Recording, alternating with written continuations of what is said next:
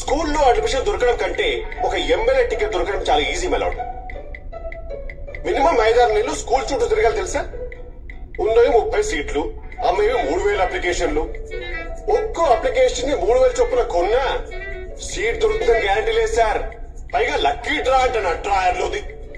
తీరా application select అయితే ఇంటర్వ్యూలు మాకు. పిల్లలు చదువుకోవడానికి మాకెందుకు సార్ దిక్కుమాల ఇంటర్వ్యూలు?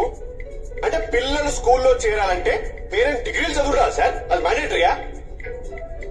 అక్కడ మ్యారేజ్ చేసి ముందుకెళ్తే admission fee, administration fee, school యూనిఫామ్లు, బుక్స్, ట్రిప్పులు, ప్రాజెక్ట్ వర్కులు, fancy dress competitions, sports day, red day, green day, love day చెప్పి ఒక వ్యాలంటైన్స్ డే తప్ప ప్రతి డే మమ్మల్ని మిగుతూనే ఉన్నారు సార్.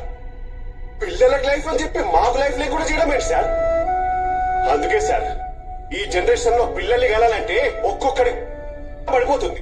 దానితో ప్రతి సంవత్సరం 10% పెంచుతారంట. ఎక్కడైనా సంపాదన కోట్లలో ఉండాలి సార్, చదువు కోట్లలో ఉండడం ఏంటి సార్? దరిద్రం కాకపోతే